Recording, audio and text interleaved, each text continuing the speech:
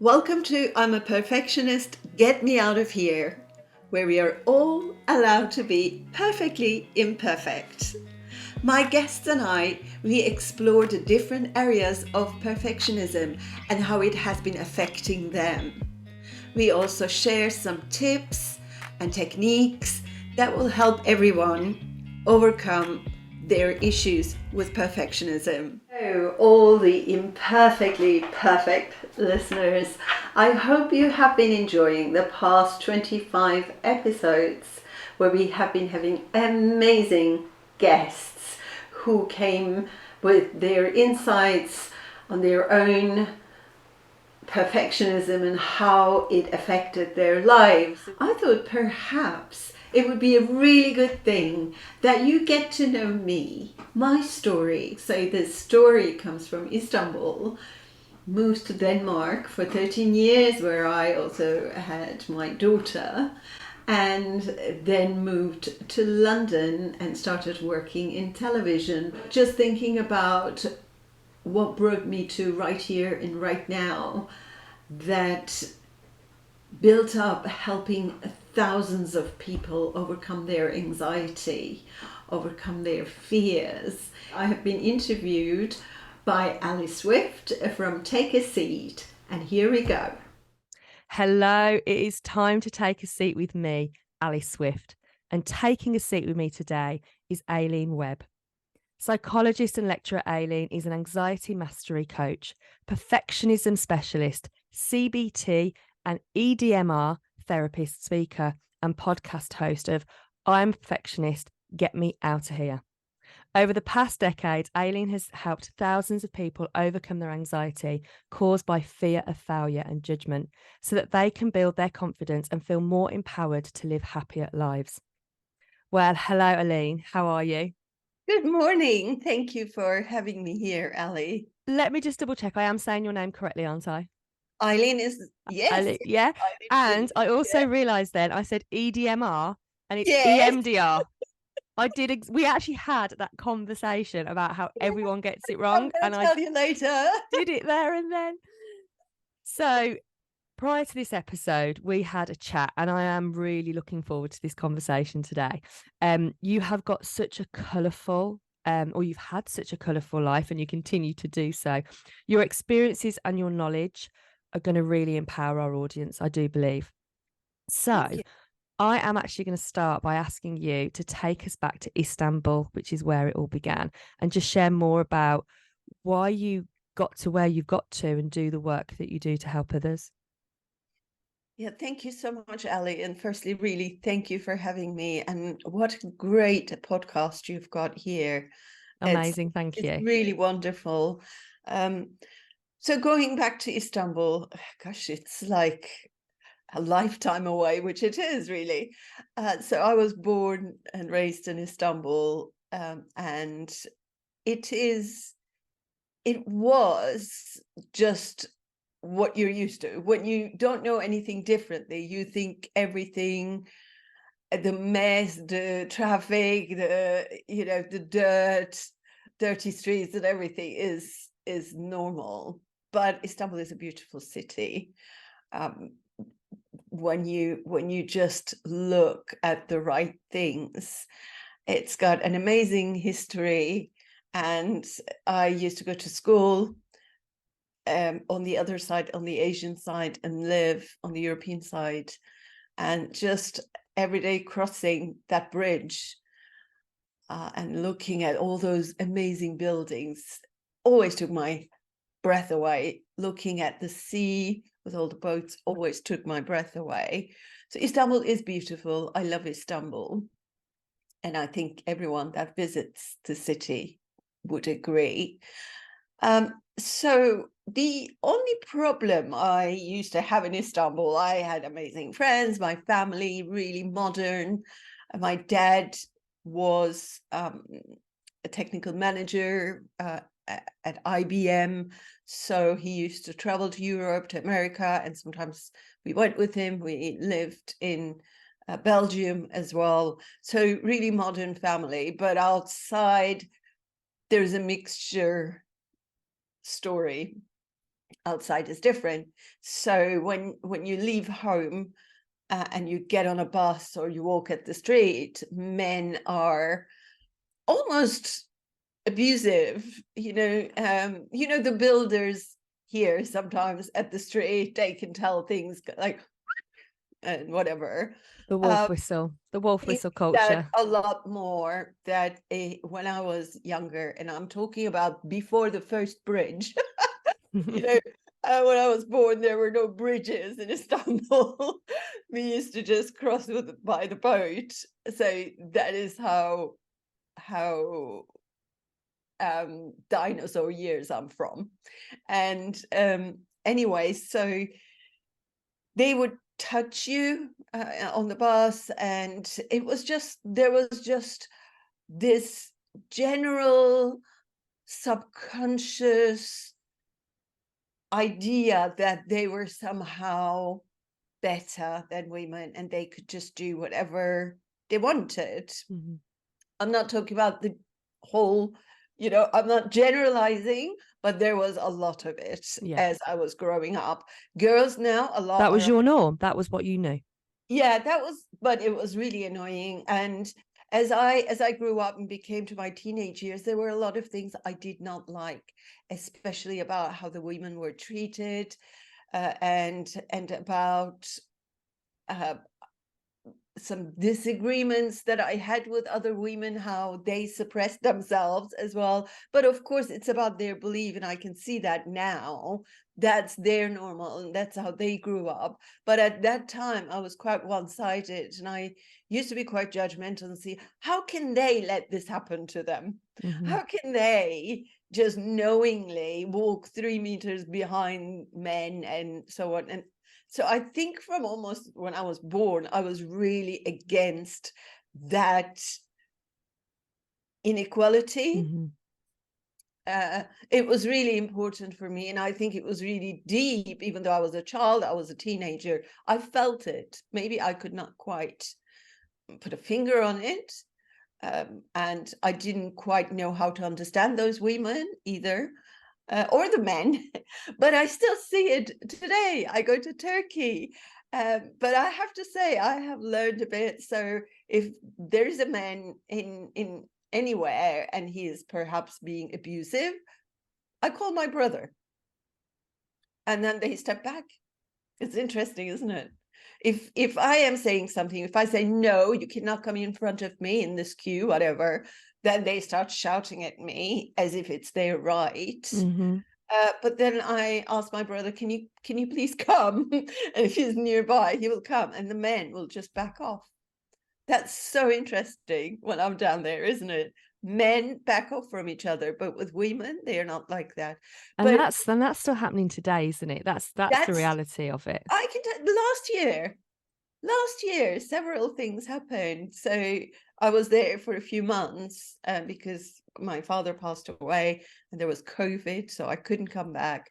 And I had to deal with a lot of bureaucracy, paperwork, and so on. And that's where I understood, no, not much has changed, unfortunately. So that has, I think, been very deep inside me, that I probably from early ages in my teenagers knew that this was not how I wanted to live. Yeah, either. But again, I'll say this is not general. There are some, an amazing amount of people who are modern, who are very respectful, who would never think about any difference between men and women at all. And that's the way I grew up as well. That's how my father was, and that's everyone we know around us as well. Many of us have been empowered by our fathers. Mm-hmm. And so you actually left Istanbul, didn't you? And you set a life up in Copenhagen. That's right. And that's a complete coincidence. I went to, I don't know if you heard of it, there was Interrail traveling back in 80s. Yeah, I have heard of it. Backpacking, my very good friend and I, She now lives in Australia. She used to be head of L'Oreal. So at that time we were 18, and complete surprise to us that our fathers actually allowed us to do this, because we didn't think that we would be allowed. But our fathers were like, okay, go out there and practice your English, practice. She used to speak French, so practice your French, just get out there and experience the world. So that was amazing. The two of us just getting on the train to travel around Europe. And I remember at the border, the man who checks our passports as we were leaving Turkey, he came and started speaking English to us. And we said, oh, you're Turkish. He's like, what? How did your fathers allow you to, how did your fathers leave you to go traveling? But he wasn't surprised if they were foreign, but he was surprised because we were two Turkish girls going traveling. Anyway, on that trip, I actually met my husband then, who was Danish, and who was also the father of my daughter.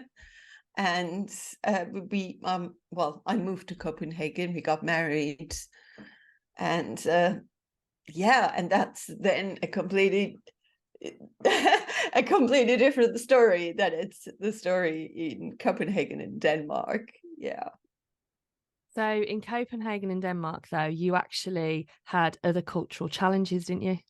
Yes. Now, I have to say, once I came to Copenhagen, I loved it. It was really peaceful and not chaotic at all. And no one cared about what the other person did. I was used to everyone checking up, opening the doors, looking through curtains to see what time we come home. Are we good girls? Do we have any guys coming with us or anything? Which was obviously unthinkable. You would never bring a guy home, even if it's your friend. That would be being a bad girl, because they wouldn't know what you're doing in your house. So there were no eyes on me. And it was just such a freedom. And I thought, yes, that's how it should be. And also I had my challenges, of course, by looking different. My I don't know, I was looking at my pictures from then. My hair then is pitch black and brown eyes and darker skin. I don't know what happened to me living in Europe, maybe just lightened everything.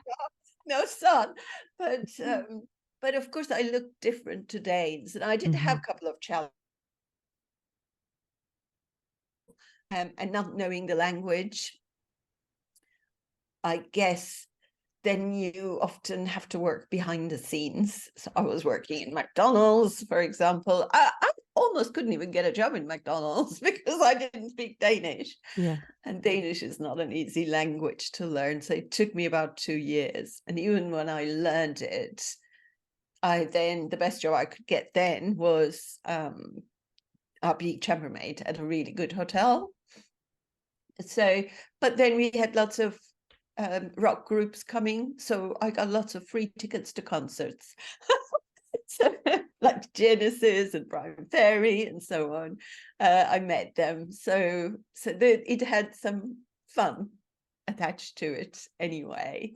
And then luckily I got an office job, and to be honest, at that point I didn't care what it was, but it was an office job. I didn't have to do cleaning and just go up and down the stairs. I was supervisor by then, so that I was covering a lot of ground. And I had my baby in between. So I got an office job at TNT, and I think that was wonderful. I had lots of wonderful friends there. We were all same age, similar age group. We all had about kids around same age. So we were socializing outside work as well. So my TNT years were good. And then I moved to travel agency, Turkish travel agency, where I could then, work there as a Turkish person. And some Danes used to ask me, why are you here when you have Turkey? because they love traveling. Some of them love traveling to Turkey. Now I'm talking about 35 years ago or more. And at that time, many Danes had not been to Turkey yet. And if you haven't been to a place and haven't seen something, then you have got preconceptions, judgments about places. So they used to think, I mean, not all of them, again, I won't generalize, but there was a generalized idea that there were camels walking around in Istanbul. And even somebody actually teased my husband then, asking, oh, how many camels did you have to pay for her? Right. And I remember that was not good for him because, it started an argument. So, and Danes don't argue very much. And yes, there has been a few incidents where I was just by anger told to go home. But I think that I did the best I could growth-wise in Denmark. I studied as well.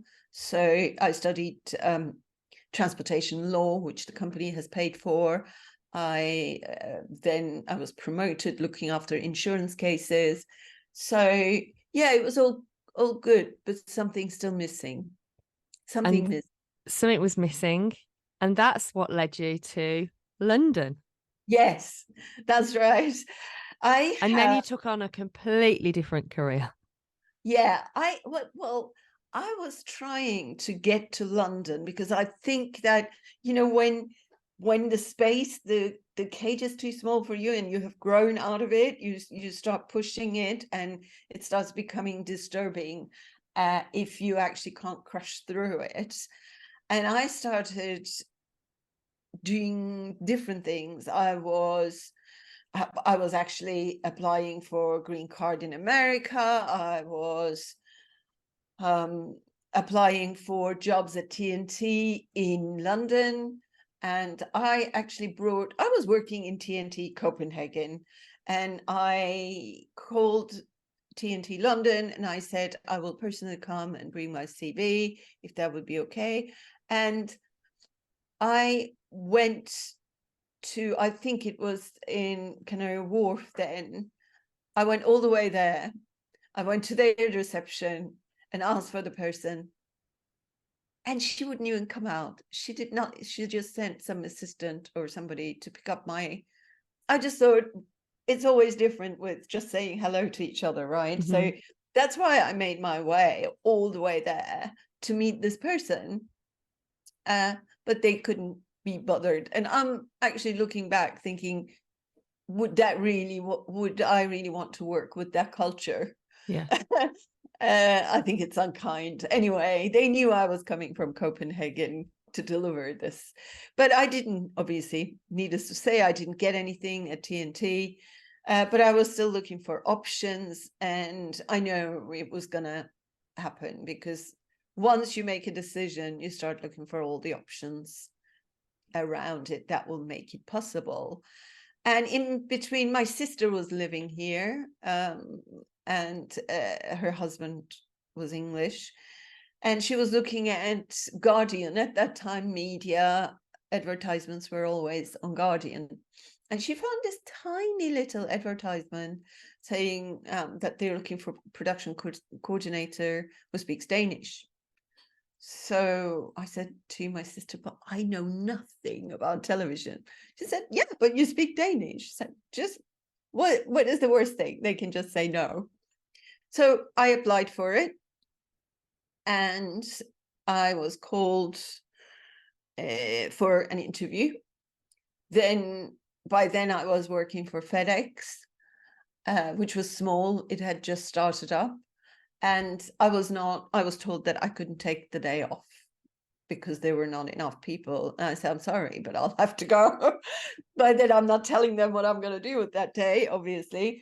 But I will never forget, thankfully, a friend of mine, again, who works there, Dan, he said, I will take your shift. I'll come. I have a day off, but I'll come for you. So he took my shift, and I came to London, had a talk. They said, we will let you know. Then I had another talk in Copenhagen with TV3. And they said, there's only 2 of you. We will let you know. And then I didn't get the job. And I was so close. So, and I think by then I'm like, oh, I'm getting depressed now because this is not the life I want. I want more. So I moved house, spent a lot of money just to have some fresh start, at least in another flat or a house. So just as I settled in my new flat, the phone rang and TV3 said, well, the other person we employed found something else, so he's not coming.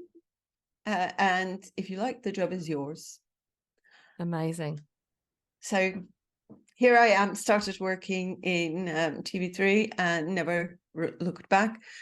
My daughter came a year later because I had to settle down before I could bring my child here in a different country and see if I can make it work to start with, because our department closed after 3 months.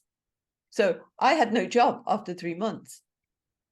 So you then have this amazing career in TV, do a lot of exciting things. And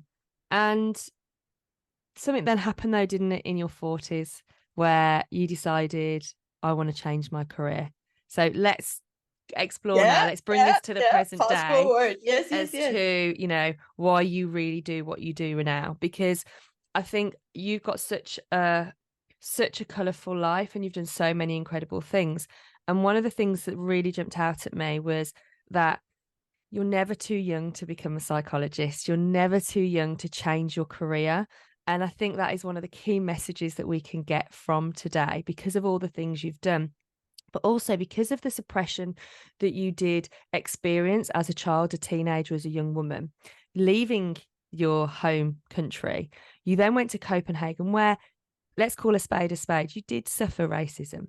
You know, you did have those cultural challenges, and you learned so much more from that. You then moved to London. Your television career has been so colourful, but again, you've had the challenges through it.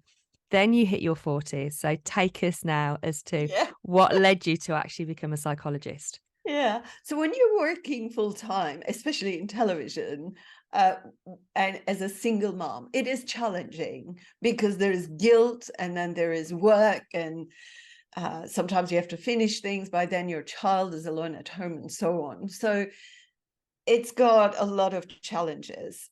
And psychology was always at the back of my mind. I would call Birkbeck College, check how much they charge and when do you have to be there. And for evening classes, I would think, what am I going to do with my daughter? So there was always those excuses, perhaps, or maybe I was just not ready. But one day, my daughter by then was also older. I was at work in Disney and I saw this lady in her 40s who was running around extremely stressed. And I could see that she was really,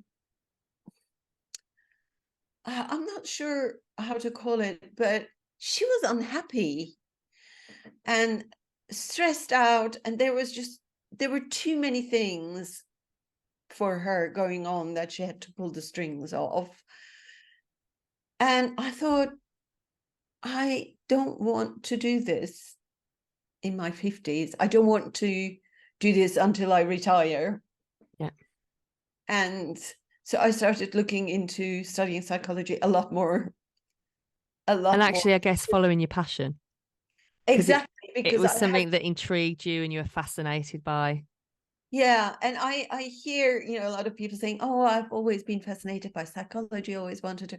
But there's a point where you just, if it's really your passion, you just go, right, okay, I'm going to go for this now because life is so short. If I start now, at least in 70 years, I'll be finished. Let's just see how many years it takes. And I was not in a hurry. I thought, you know what, I'm just going to do this around my life. And year after year, suddenly I graduated. And then I thought, right, okay, so let's do, I actually did it as I usually do, backwards. So I did my master's first. And then I made a decision that, yes, I do want to help people, that I do want to resolve their issues, help them resolve their issues so that they can have a fulfilling life, the life they deserve, so that we can shift the mind that is in the way of how they can live their life to the full. And I have, because I lived that myself, I have started twice, went from Turkey to Denmark and Denmark to London, and made it happen just with the power of my mind, nothing else. Really, nothing else. So it was just, right, this is what I'm going to do. And it was the same when I met Bianca's dad. Yeah, we were both so determined that this was going to happen. Nothing could stand in the way. And we did make it happen. So, so yes, but when I came to England, I was alone. We had divorced by then. So Bianca stayed with him, and I settled down, bought a flat after a year, and then I could have Bianca to come here and live with me, and she still does, and she is happily married and have a baby herself. So her story has changed as well, of course, compared to if she had stayed in Denmark, perhaps. Now, it took about 10 years to finish all the studies. And I have to say, there was a point where I had to let go of television and really, really focus on starting to make money as a therapist, because it's difficult to let go of something that makes your living and then start from, it's like a starting zero. again, isn't it, in a lot of ways? And it's at what point do you make that break? I've been there myself. You have this career in something that's actually giving you stability, it's giving you a good income, but the thing that you really want to do, you've got to, it's like starting again, starting afresh, and it is really challenging, but you've persevered with it though, haven't you? Oh yeah, so especially in the beginning, you have to fill certain hours to get your accreditation. It's all volunteer work, so no one thinks that you have to pay bills. So yes, it did happen, and it was the best thing I did in my life. Every day I feel fulfilled. I love my clients, each and every one of them, and I love working with them and use the tools and pass them on, and see when they realize things, where they go, oh, that's some of the The best light bulb moments. moments, it's those light bulb moments, isn't it? They're Yeah. powerful, and that when they have those light bulb moments, you just want to fast forward to 12 months time and just see the change that will happen because of that moment. I love it. You Yeah. mentioned tools there. I love talking tools. And one of the power tools that you have as a therapist, and I'd want to dig deeper into this one because I'm fascinated by it. I've received this treatment. Can you tell us a little bit more about EMDR, Yeah. which is eye movement Desensitization. that word. Yeah, that one. Yeah, yeah, yeah. It EMDR. is a Yeah. mouthful, isn't it? Even the shortened version of it is a mouthful. Yeah. Yeah. I love EMDR. I think it does wonders. It really does. So can you just explain what it is? Sure. Now, when you have experienced something traumatic, and people think that a traumatic event is perhaps a traffic accident, or when you have been to war, or something really big. No, traumatic event can be anything that was unexpected and caused perhaps shame, guilt, a situation that affected the way you feel about yourself. For example, I was traumatized when I was 7 in front of the class when I was put by the blackboard and asked to resolve a maths problem, which I couldn't. And I was looking at about 30 kids, and my teacher was angry with me. And I went into complete standing meltdown. And I know that was my first anxiety attack there. And I was traumatized, no doubt about it. So trauma can be smaller things as well. Anything that gets stored, we have 3 parts to our brain, roughly. So you have the cortex, where your thinking is going, that's your new brain, the curly part. Then you have the limbic brain, that's where all your emotions are stored with related memories as well. That's also where you have your amygdala, and your fight or flight response happens. Yeah. So amygdala, the almond-shaped part that we have on both parts of the limbic brain. So then we have the reptile brain, where all the automated stuff happens, breathing, heartbeats, digestion and everything. You don't have to think about it. It just happens. Now, the problem is, in your limbic brain, you get this memory restored alongside with the smells, with so you have the memory, but attached emotions, the smells, and so on. So, and visuals. So if you had an accident, for example, as soon as you go to that place, the emotions, the panic, the anxiety gets triggered. But that happens in a different part of your brain than the cortex, where it's happened. It's in the past. But those 2 parts don't connect. They are different in different parts of your brain. So EMDR actually makes new connections and finds new solutions to old problems. So it helps making new neural connections in your brain and integrates those 2 parts. And usually you will have that, you talk about, you are asked to recall this disturbing memory. And so you bring it to your working memory. And when it's in your working memory, you're asked then to find the worst picture that represents this memory. And then you bring that up to your working memory, and it's ready to be processed. So as you are moving your eyes, and which is also connected to our rapid eye movement, when we are sleeping towards the morning, we have our REM sleep, where we actually process all the emotions and the attached memories early hours in the morning. So things always look better when we wake up in the morning compared to if we were upset at night.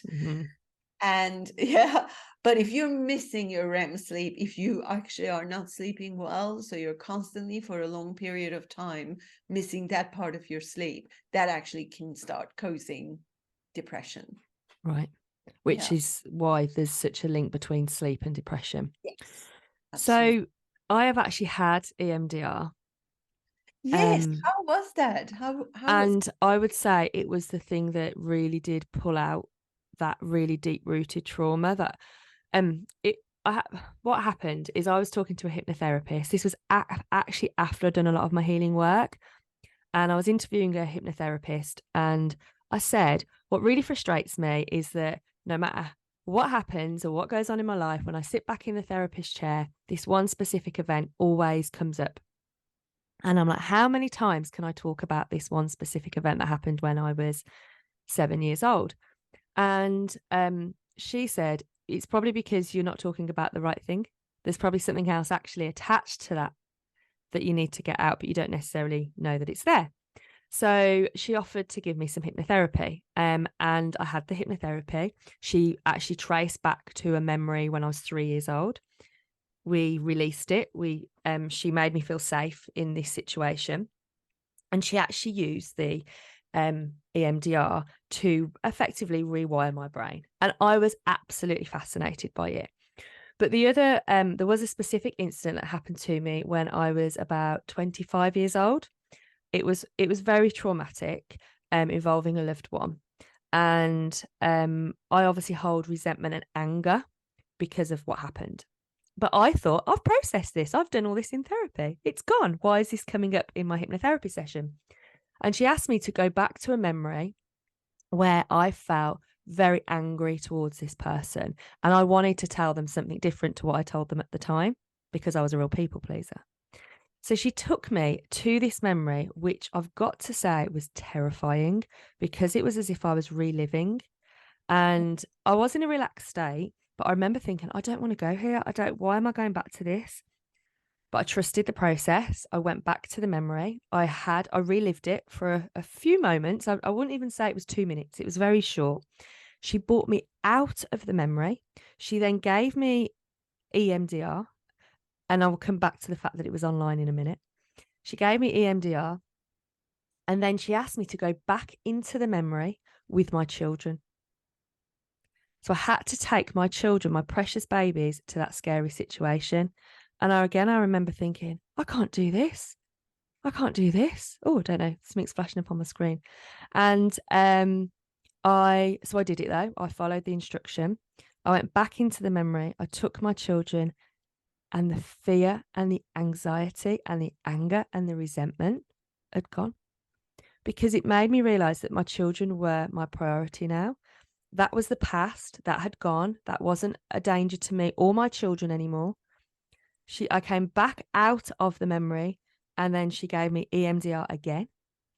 And I can honestly say that memory now, that was a real trigger for me, even nearly 20 years later, because I am 43 now, gone.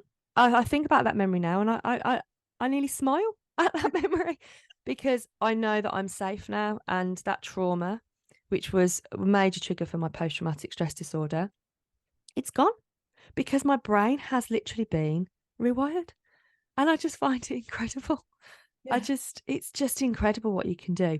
But what's even more incredible, and I do want to cover this with you, is the fact it was online. That you can do this online, can't you? Yeah, makes no difference. Because she was literally shining this light into my and I was like putting my eyes up to the screen, and she was asking me to move my eyes side to side and using the light to help rewire my brain. And you don't even have to use the light. You can do that as long as you connect right and left. There are tickers, so you have in your hand, so it goes right, left, right, left, right, left, or eyes, right, left, or ears, so you can have clickers, click, click, click, click, click, click, or really good old days tapping on your knees. Tapping on your knees, because sometimes my clients are on their phones, so there isn't much space to follow right and left on your phone. So this is normally what I use, or the butterfly, right, left, with your hands. But there are now, I mean, it is, what you're saying is amazing, because I see this happen day after day. Sometimes my clients are like, I say, okay, come on, call the image. Yeah, like, it's gone. And and they're like, what did you do? And it's your brain that does everything. You don't do anything. Your brain does it. Yeah. What fascinates me is just now recalling that memory, because obviously I'm doing it now because that's what my brain's naturally doing, because I've told the story. My children are there at what happened, but I was 25 years old. My children weren't born until my late 30s. They weren't there, but my brain now really believes that they were there. And it's just incredible. And this is why I'm so passionate about having these conversations, because a lot of people don't know that some of these quite incredible tools exist. That's And right. and they work alongside, don't they? So something with like EMDR, you wouldn't necessarily have that on its own. That works alongside psychotherapy or hypnotherapy. Is that right? Well, sometimes you just do EMDR, Oh, okay. but knowing CBT, I think, is really helpful. I mean, firstly, my supervisor from university, Amanda, she really encouraged me to learn about EMDR. So already when I did CBT accreditation, I was getting my qualification for EMDR as well. So I've been doing it for a really long time. Mm-hmm. Um, and I think many people, they hear about it, they're like, oh, I heard this EMDR, but when they come to me, for example, I had a client with needle phobia. Right. He had tried everything. He tried CBT, he tried all sorts of different types of therapy and hypnotherapy, and he said, I heard about EMDR, and this is my last hope, because otherwise I won't be able to get my COVID vaccinations. Mm-hmm. I'm terrified, he said, and I have been for 56 years, he said. So I don't have my hopes up, but let's see what this can do. And so when you're doing your assessment, you use a lot of CBT, because CBT is all about a situation, thoughts, beliefs that are limiting you and triggering emotions and your behavior. So I think knowing that, you can go straight to to what's going on with those beliefs and do an overall assessment. But then, that's a part of EMDR as well. Yeah. So you do your assessment and then you go straight into EMDR. And I'm glad to say that we had just 6 sessions. He had his first vaccination, he had his second, his third. He got back to me after his third as well. And he said, I can't believe, I just never thought this would happen. So again, So is that him now? Is that him healed from that yeah, trauma? he's got And no problem anymore. and did you actually get to the root of that trauma? Because I'm guessing it would have been something to do with those first vaccinations when he was born. Did, but to be honest with you, we worked a lot on forward. Mm-hmm. Yeah, flash forward. Oh, okay. Rather than back, you go forward. Yeah, so we worked with some back, but there was not one single memory or something that started this trauma. So we worked backwards, and once it did not make any difference, Mm-hmm. we then I then decided, okay, we are just going to go and see if we can prepare him for this. And by the time he actually went to the place to have the vaccination, he said, I had already been there in my mind over and over and over again, that it was like I was prepared. There was nothing that could scare me. I was prepared for the worst thing that could happen. And this is it. Honestly, it's incredible how you literally can rewire the brain through an hour, 6 hours. That, you say 6 sessions. That's Six, less than 6 hours, isn't it, of actual it's a whole EMDR? life. And it Whole life. actually can change your whole outlook on life. It can change the things you do. It can help you release your fears. And going back to that memory that she took me into when I was actually 3 years old, I remember she kind of really relaxed me. She was a hypnotherapist, so she really relaxed me. And she said, I want you to go into a memory where you blame yourself for something really bad that happened. And I was, and you just go with the first thing that comes up. And I was all of a sudden in my grandparents' lounge. Now, to me, my grandparents' house was the safest place. I always felt so safe there. And I suddenly felt scared. And I didn't like the fact. I said to her, this is making me feel really uncomfortable, because this is a place where I always felt safe. I've never, ever felt unsafe in this house. She said, let's go with it.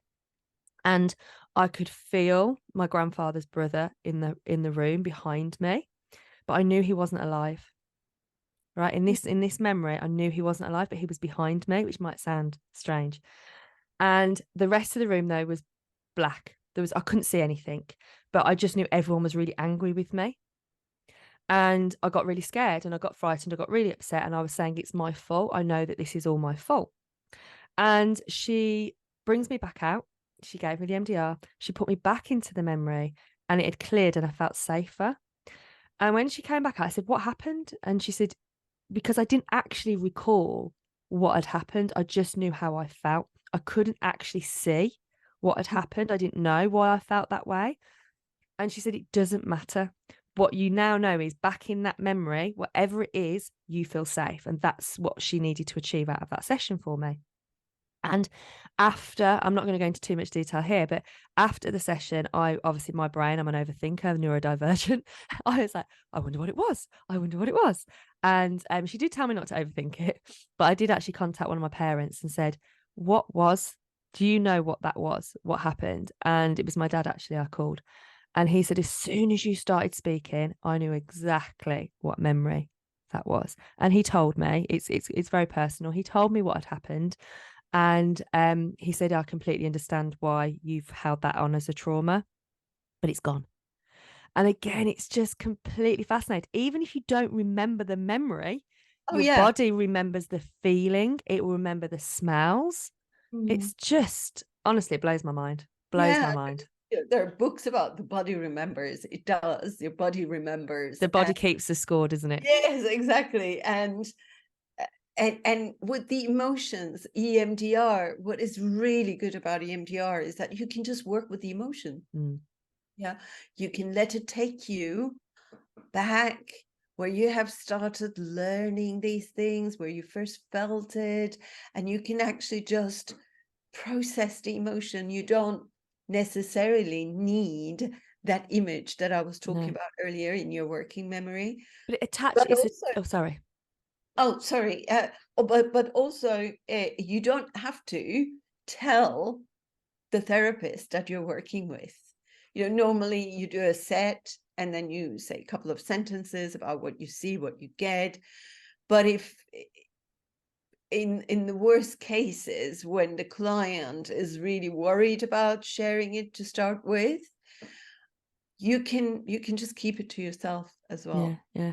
And you will still process it without talking about it. But not only that, that memory was attached to so many other memories.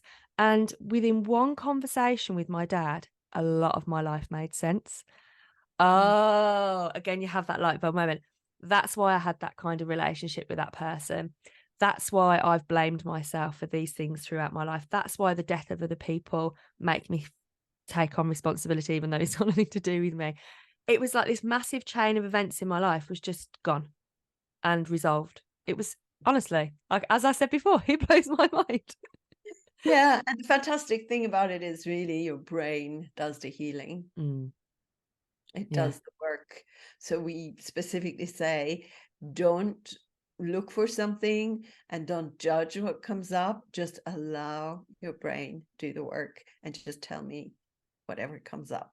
And again, it's intuition as well. A lot of it is, isn't it? It's just what naturally comes up. Don't overthink it. Don't try and force. The thing that needs to come up will come up. Yeah. So you're also a coach as well, and you love to coach mainly women, isn't it, around empowerment? Because let's go back to Istanbul and the experiences you had. And one of the things that really fascinated with me, and you touched on this a few times while you were talking at the start, was around your relationship with your father. So your dad sadly passed away a couple of years ago. And you spoke to me about, you've been on a grieving journey yourself, but you're so grateful for the relationship you had with him because he empowered you in a country that actually was suppressed women. But you've taken so much from that relationship with him, so much from your learning as a woman growing up in Turkey, and now you are empowering others. So tell us a bit more about that. Very passionate about empowering others, especially those who have been suppressed, those who have been stuck in perhaps relationships or feeling powerless. but know that there's more to it out there. You need to want it. You need to want that change. You need to kind of want to know, I want to grow. Yeah, I want more from my life. I want more fulfillment. And I definitely find a lot of, I think there is, even in this society, there is still power inequality. Not as obvious as some of the Eastern countries. And this is not as obvious as, for example, outside the cities in Turkey. But I have to say, it really depends on the tradition, the parts of Turkey. In some parts, you will find the mothers are the most powerful. In some of the villages, you will find that the mothers are at the top. Yeah, of the There is a hierarchy. hierarchy. Yeah. Yeah, exactly. And then the fathers are like, just ask your mom. So, but I'm just talking about in general how women are suppressed, and how young girls, if they're, it's interesting, isn't it, that it is the mothers who are bringing up their sons to suppress their gender. And we in the way that I see it here is often, again, I'm not saying everyone, but often the way mothers bring up their sons, looking after them and always doing everything for them, causes problem in their marriages, in their future relationships, because then those boys are used to everything being done for them, cooked and washed and pampered. And so when they get married, they think that it's the woman's job. So I still hear my clients, female clients, going, oh, he's good at helping me. So this is so deeply rooted in us. Why is it helping? You're sharing a life. Why do you call that helping? It's even us. Yeah, so my husband, who I'm actually going through divorce with at the moment, he's very hands-on, and he always has been. We very much 50-50. But he doesn't, to be fair to him, he doesn't push this. But so, oh, you're so lucky he's so hands-on. You should be so grateful. And I'm like, but what? Where does the equality come in if I'm the one that should be grateful because he's so hands-on? Is he grateful because I'm so hands-on? But it's generational, it's cultural, it's so deep rooted within all of us, isn't it? So deep rooted. And actually, if you go against the grain, if you challenge these things, you're disruptive, you're loud, obnoxious, you're criticized for having an opinion on this type of thing or trying to bring change to this type of conversation. I mean, think about women who went out and asked for equal payment for the same job that they were doing. I listened to a story with Oprah where when she was, I can't remember the network, but when she was reading news with this guy, and he was earning more and she was obviously earning less, but they were doing exactly the same job in front of the camera. And so she went to her boss and said, I want to be paid the same. And he said, well, do you have a mortgage? No. Are you married? No.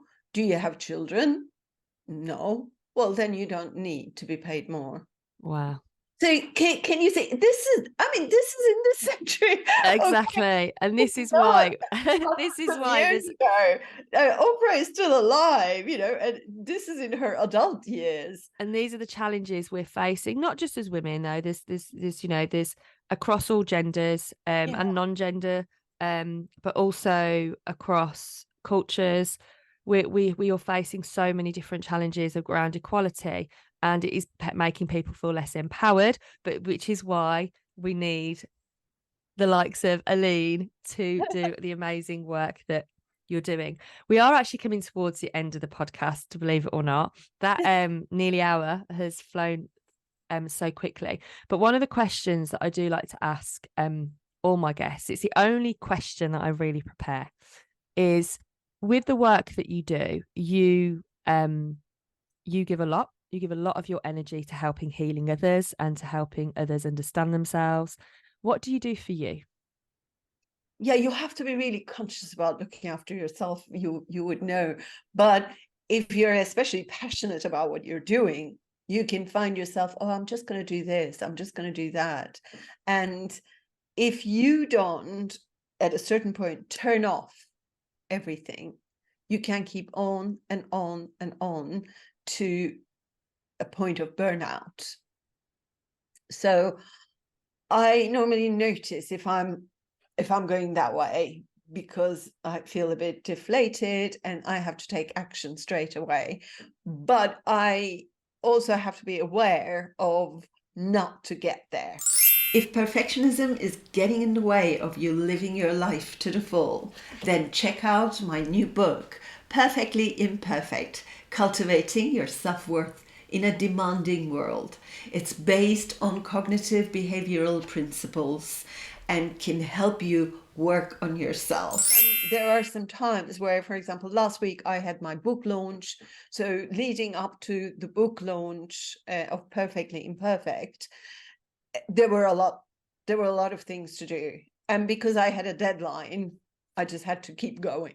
But Yeah, you I felt knew the that pressure. there was, I knew that there was a deadline, but it was like just preparing everything until late, really, sometimes. But I go to the gym. And when I go to the gym, I go to the classes. So I'm not a run on the machine kind of, it's just not, it doesn't do much to me. But classes are excellent because it's connection. You're not just Yeah, exercising and exactly. you're Yeah, getting connection, which lovely, you know lovely is the people power there. of people. Yoga, Pilates, and I do swimming, and I always have certain days massage booked. And so no matter what, I work around those bookings of my massage, which So is you do lovely. have a self-care plan in Absolutely. place. Yeah. We can't leave this podcast without talking about your book. Oh. So you've got to give us a quick download on Yeah. Perfectly Imperfect. Yes. So yes, of course, that book came about really of put all together all my experiences of my life. So there is a lot of perfectionism and how perfectionism works, how you know there's a little test about whether you're a perfectionist, and it looks into the CBT principles of perfectionism with all the related automatic thoughts and beliefs, behavior, emotions, and it looks into then mindfulness and authenticity, self-care, and so on, and looking into the secrets of happiness at the end chapter. And it has, as well as, I didn't want to write this for academics, it's for people.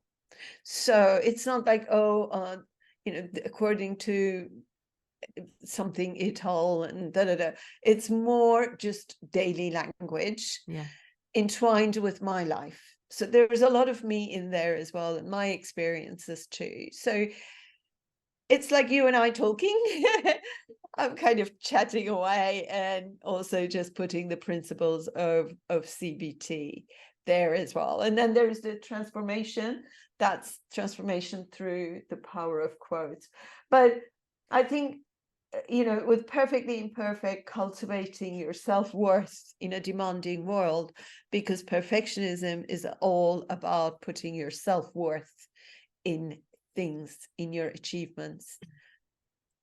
So I think I talk a lot about self-worth in there as well, and loving yourself and appreciating yourself.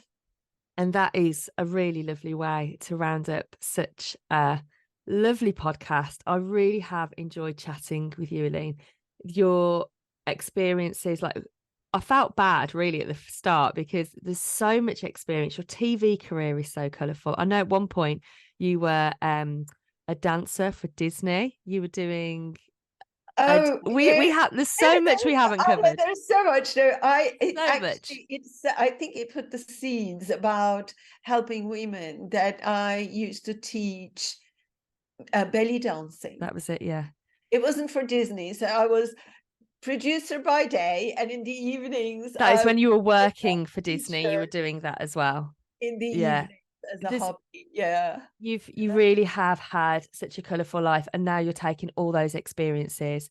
You've applied, it all into your hard work and your passion of psychology, and now you're empowering so many people to heal and to overcome their fears and to live a more positive life. So Perfectly Imperfect is your book. So if you are listening to this, then go and check that out. I guess it's on Amazon. It's on Amazon. There are other books called Perfectly Imperfect. So this one has a subtitle, Cultivating Your Self-Worth in a Demanding World. But they can also just search my name, Aileen Webb, and all books come out. Amazing. Thank you so much for your time today. I've especially loved chatting to you about EMDR as well. And I said it right. I got it right. EMDR, yeah. I only said it wrong once. It's such a big subject as well. I can't get enough of talking about EMDR either. Thank you so much for your time. Thank you so much for having me. I appreciate it.